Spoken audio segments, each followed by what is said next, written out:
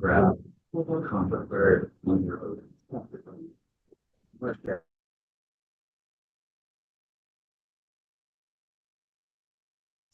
Test 1, 2, 3.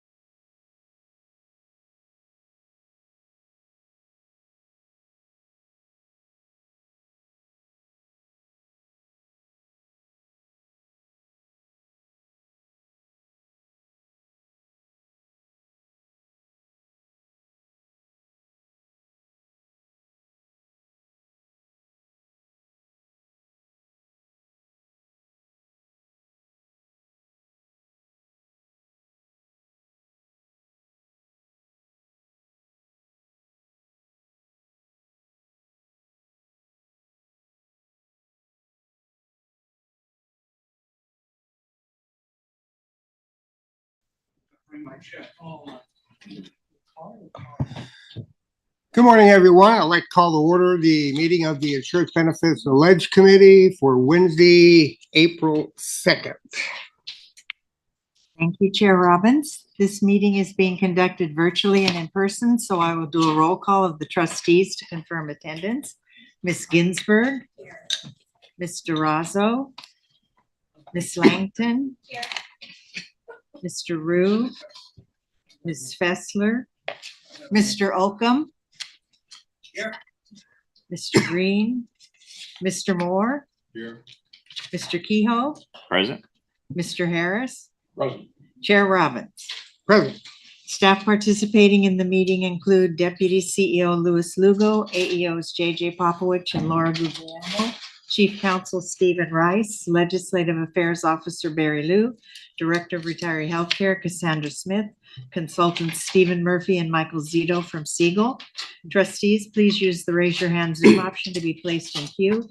At this time, we ask all meeting participants to mute your mics until you are ready to speak, and we may now proceed with the agenda.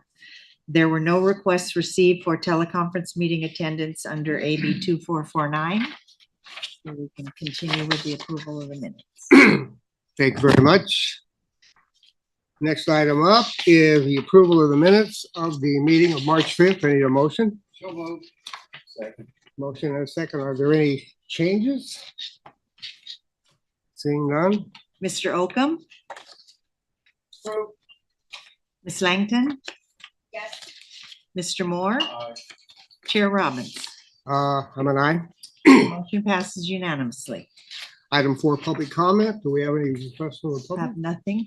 No requests from the public. Non-consent items, item A, Assembly Bill 1383, PEPRA compensation limit. Good morning, Chair Robbins and trustees. So AB 1383 is timely bill considering our presentation last month on the compensation limit. So what this bill would do is propose that the current PEPRA compensation limits be increased. The current PEPRA compensation limits are twofold. One of them is about $185,000. And as for those systems whose members are not covered or participating in Social Security, and then there's $155,000 for those systems where their service is covered by Social Security. What this would do is increase those limits to what is the current 415B limit under federal law for the benefits limitation, and that's about $280,000. So this bill would propose that beginning in January 1st, 2026, the new benefits limit of $280,000 would apply. One thing to keep in mind is that PEPRA also has a prohibition on retroactive benefit increases. So what this would do essentially is apply that new limit only for service that's earned beginning in 2026. Whereas the old limit would still apply for the service that was earned before 2026. So that's my summary of the bill, and happy to take any questions. Just a question and a comment. So it's perspective only is what you're saying. Yeah, so if you remember, one of the key impetuses for PEPRA was SB 400, which provided not just prospective benefit enhancement, but retroactive as well. And so the prohibition on retroactive benefit enhancements was one of the key points in the governor's pension reform plan. So in that case, that prohibition would apply in this as well. I know this is a huge issue with firefighters especially, but I think the recommendation of a neutral position is consistent with LACERA's longtime policy. So I think that's an appropriate recommendation, although some of the board members might disagree, particularly the chairman of the Board of Investments, but I think that's an appropriate policy recommendation. Anybody have any questions? Yes, Ms. Langton? thank you. Mr. Liu, just so I understand correctly, if somebody is currently a PEPRA member working for LACERA, are they, I understand it's not retroactive, but from here forward, if they haven't retired yet, can they still retire with the 285,000 if that's how much they make when they retire? Yeah, so essentially, because of the application date for this, which is January 1st, 2026, essentially you would need to retire on or after that date to, I guess, benefit from this limit. But as I mentioned, just to be clear, it doesn't mean that 280 will apply to all of your service back to membership, because the operative date is 1/1/2026, and the 185 would still apply for all that service. And you only have, say, 1 month in 2026, the 280 would apply for that. So it's kind of a pro rata sort of calculation. Okay, perfect. Thank you. I understand that the general policy of LACERA is to remain neutral on these types of bills. However, I would make a motion to raise it to a watch level, because I feel like this is such an important issue to our PEPRA members that I'd like to at least show that we are watching it, if nothing else. There's really no practical difference between watching something and remaining neutral. So Steve, do you have any issues with a watch position versus taking a neutral position? No, I think that you can make a case for it being either a watch or neutral. I think neutral is the better interpretation of policy, but I don't think a watch position would be in conflict with the policy. I think there's enough room to maneuver on something like this. Sean? Yeah, before we take a motion, I want to clarify one thing with staff. So I understand from a pension fund perspective, a watch position would be appropriate. But how about as a pension fund employer who employs employees affected by PEPRA? I'd like to hear from our executive leadership on their thoughts on the PEPRA cap.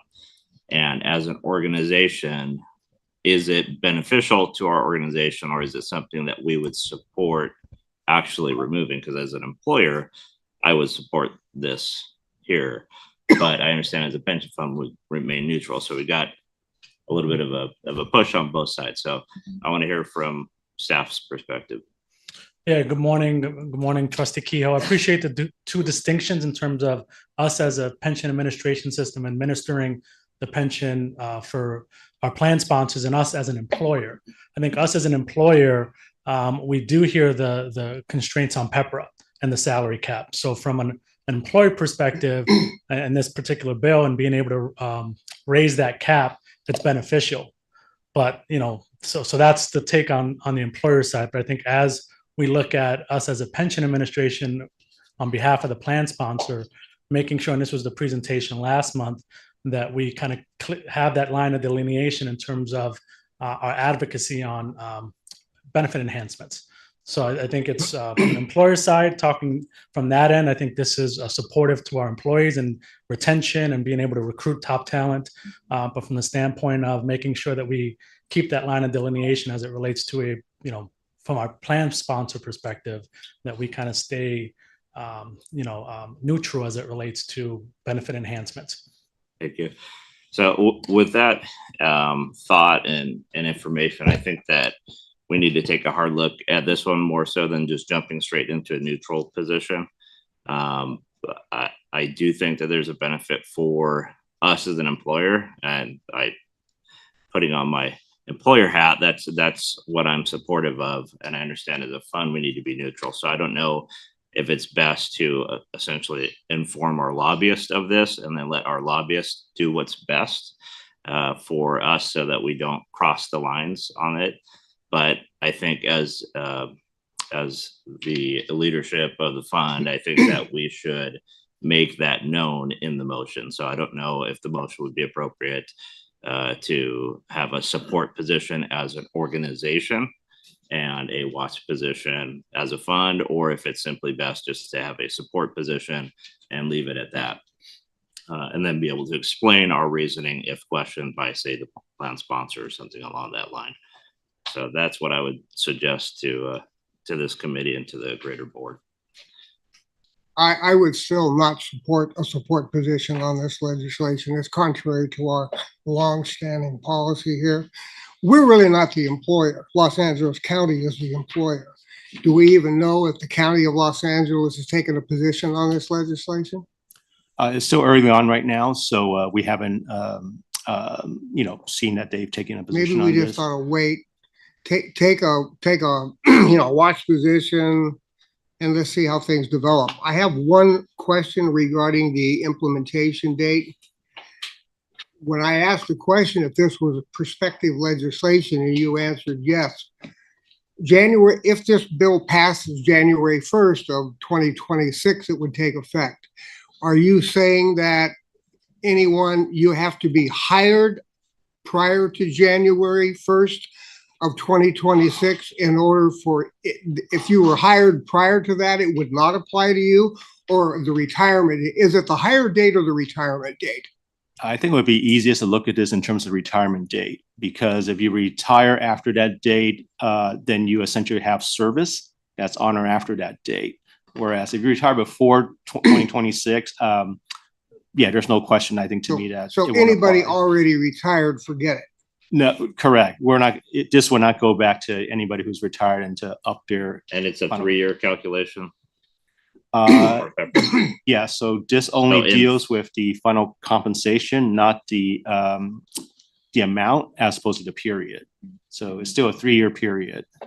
Yeah, I understand that, but it's a 3-year calculation. So if somebody were to retire the day after this goes into effect, would they have to wait 3 years to have the maximum calculation at the higher rate, or would it be effective at the date that it's implemented? No, so you don't have to have 3 years of 3 years of pay periods after that date. Essentially, it's the distinction here is service. So if are we sure on that? Because I'm thinking in my head, when you look at your annual compensation, it's based upon the existing rules right now, right? And it's based upon my 1-year average because I'm a 1-year average employee. So I don't see the calculator automatically shooting up if that were to be correct. I would make sure that you're being accurate on that. I think that there would probably be a 3-year phased in, but I would like staff to kind of look in that and analyze the way the legislation's written. Trustee Kehoe, we'll come back to the committee and analyze that exactly. Perfect. Thank you. Yep. So I mean, that's one thing to mention, that a 3-year phase in versus a instantaneous is a little bit different when explaining that to folks. Sean, you would still have a 3-year average, right? That could go up to the 285. Yeah, it would take 3 years to calculate that maximum average. So in my opinion, that's my opinion. I think staff has. Why would, I mean, what would be the difference? I mean, if you've averaged, $270,000 for 3 years, that would be your compensation after January 1st. Is that correct? Am I missing something? Yeah, so I think Trustee Kehoe is saying because PEPRA has a 3-year final comp period, does that mean you need 2026, 2027, 2028 to build up that final comp for this to apply? And even if that were the case, it would still only apply to those 3 years of service post 2026. Pre 2026, the 185 would still apply because that service, the prohibition on retroactive enhancements deals with where your service occurs. So that's why, for example, if you only have 1 month in 2026, let's say you decide to retire February 1st, 2026, that's 1 month past this date, but the other 30 years are pre-2026, only that 1 month would benefit from the 280 in a calculation. You essentially would do a pro rata calculation for service before and after this effective date. That makes sense. I know probably easier to see with numbers. Now that you're saying it like that, it makes sense. So it doesn't really matter what it was in the past because it's going to be limited by that price regardless. It's not like they're going to recalculate your annual compensation and base it on that. If that's how you would understand it, yes, then. Okay. We gotta get it clarified. Yeah. Any other questions? I don't see any hands raised on the screen. Do we have a motion? Well, we have a motion. Ms. Langdon would request that we take a watch position, and I'll second that motion. Mr. Oakham, No. Ms. Langdon, Yes. Mr. Moore. Aye. Chair Robbins. I'd like to ask staff to place this on the non-consent calendar for the full board. Motion passes with 1 no. 3. For item B, Senate Bill 853, PERS bill. Thank you, Chair Robbins. So Senate Bill 853 is an omnibus bill. Actually contains provisions that relate to the 37 counties as well as CalPERS and CalSTRS. And 2 of these provisions were actually proposals that were voted on by the SACRS Ledge Committee. The first 2, the first one deals with final compensation, and it's just a technical update on making sure that when someone has a leave of absence, that the most recent compensation is used to fill in the blank, so to speak, for those periods of absences. To make sure that that's the case. The second one is has to do with safety membership and goes back to our theme about retroactive enhancements. Essentially, this conforms SURO with PEPRA because the current SURO law says that if you go from a general member to a safety member, then all of your service gets converted. Whereas, again, going back to that issue of retroactive enhancements, this will only apply for service prospectively. And then lastly is a technical update on the limitation for post-retirement employment. There was, and this is just to tweak the language here to make it just a little more flexible in terms of how the employer reports the members' hours as well as their enrollment into the payroll system. This is for retirees who come back into service without reinstatement. And again, this is just some tweaks on how that information is reported from the employer to the retirement system. So Dan, happy to take any questions on this. Any questions? I need a motion. I move. We support it. I'll second it. Mr. Oakham, Yes. Ms. Langton, Yes. Mr. Moore, Yes. Chair Robbins. I'm an aye. The motion passes unanimously. These are all recommendations for the full board anyway, so. We're now on item 6, engagement report for March 2025. Mr. Wu.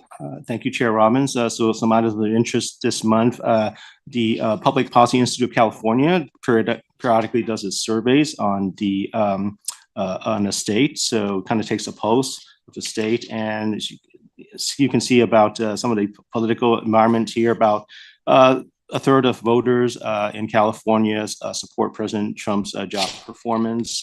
About 1 in 5 think that the country can unite behind a president. But even in terms of lower approval, only about 20% of voters in California approve of Congress's job performance.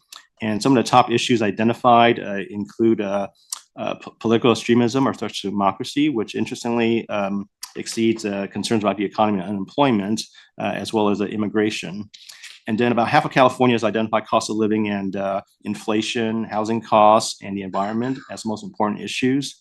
As far as Governor Newsom's job performance, about 52% approve, and about 46% of Californians think that wildfires are a big threat considering what happened in the last couple of months. About 51% of adults would actually prefer to pay lower state taxes and receive fewer state services. So just kind of a snapshot on the post of what Californians are thinking in terms of politics and everything else. Next item concerns coverage of retirement plans. So generally, most of us know that about half of private sector employers do not have access to a workplace retirement plan. So as you have seen over the past decade or so, individual states have started creating their own state-run IRAs to enable access for people whose employers don't provide a plan. And so the largest states that have implemented this include California and Oregon, and also Illinois. And so they had assets of over $1.5 billion, and more states are now adopting these programs. I think generally the trend we've seen in the beginning was mostly blue states that have adopted this, but recently we've seen states like Missouri and Georgia also recognizing the importance of this issue and establishing their own plans. The next item concerns an Oregon bill that proposes to lower the firefighter age to age 50.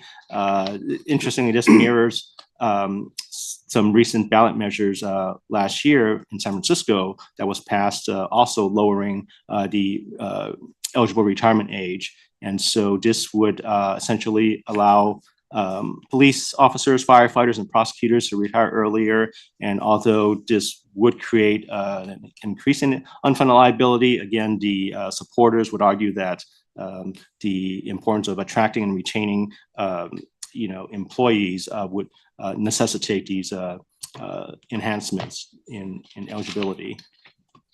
And the next item concerns the North Carolina retirement system. It's one of those things where to me, it's like, I didn't know that was the case. Essentially, North Carolina, Connecticut, and New York have a plan that's run by a single fiduciary to manage their investments. So what this would do is actually create a 5-member board to oversee their investments. So it's kind of unusual governance structure, definitely in the minority, but I thought that was an interesting item to point out. And then lastly, follow up from a last month's item on NCPERS and the Society of Actuaries that we're going to collaborate on a mortality study. I believe this was an item from Trustee Moore to say, to look more into this about volunteering for this. I reached out to both organizations. Essentially, they're seeking actuaries to participate in this, especially in the project management side. On the advisory side, again, more like actuaries with plan administration experience. So, in that case, we don't really have in-house actuaries here in LACERA that would, I guess, have the subject matter expertise to participate in this. So that's just the follow-up on this matter. And then with that, that concludes my report. Happy to take any questions. Anyone have any questions for Barry? Seeing none. Thank you, Mr. Wu. Staff activities report. Good morning, Mr. Chair, members of the committee. Just the one thing, when you're at your seat, you should have all found one of these little cards at your seat announcing our spring wellness workshop for the retirees to be held on Tuesday, April 29th in Diamond Bar. We ask that if you're available to please come and join us with the retirees. It's normally a fun event for the retirees, a social event for them. But they also like seeing the staff and going around and talking with each of their carriers, finding out different information, as well as their little tchotchkes. So I encourage you all to come out if you're available. And that's it. That's it. Thank you very much. Item C, claims experience. Michael. Good morning, trustees. Okay, so the first exhibit contains the premium and enrollment distribution for LACERA's plans. Just note that Anthem's monthly medical premium for Anthem consists of approximately 45%, and for the the monthly medical retiree enrollment, Kaiser consists of approximately 50%. Could you go to the next slide, please? This exhibit contains the non-Medicare claims experience by carrier. For Anthem, the year-over-year increase is 11%. For Cigna, it's 6.2%. And for Kaiser, it will be updated in a future report once we receive the quarterly financials. Next exhibit, please. This exhibit contains the claims experience for Anthem plans on an aggregate basis and on an individual basis. So for Anthem, for all plans, the year-over-year increase is 8.7%, with 1/3 of the membership residing within the non-Medicare plan. For the non-Medicare plans, the year-over-year increase was 11%, and for the Medicare supplement plan, which is Plan 3, the year-over-year increase was 7.5%. Next exhibit, please. This contains the Kaiser utilization as of August 31st, 2024, and will be updated in a future report once we receive the quarterly financials. Next exhibit, please. And this contains the large high-cost claimant experience for Anthem, Cigna, and Kaiser. For Anthem, Cigna, and Kaiser, the top chart reflects the claim spend exceeding the pooling point. Overall, all carriers received an increase. And on the bottom chart, we have the percent of individuals exceeding the pooling point relative to the plan enrollment. For Anthem, the percent of members exceeding the pooling point is less than 0.5%, due to with a pooling point of $400,000. And for Cigna, for the most current period, the percent of members exceeding the pooling point is almost 5%, due to a pooling point of $100,000 and a small and maturing population. Next exhibit, please. And this contains the lifetime maximum accumulation for the Anthem non-Medicare plans. Overall counts remain relatively steady due to members postponing retirement, members proactively choosing plans with LACERA's, with the help of LACERA staff, and members passing away. Next exhibit, please. This contains the premium drug rebates, which have been updated through December 2024. Rebates on a year-to-year basis have increased 10.5% through December of 24, and rebates are approximately 1/3 of total pharmacy spend. Next exhibit, please. This contains the dental and vision claims experience. The dental claims experience on a per retiree basis remains relatively unchanged. For vision, the claims experience increased around 12 cents per retiree per month. And for the dental network distribution, it's 54%, and for vision, it's 88%. Thank you.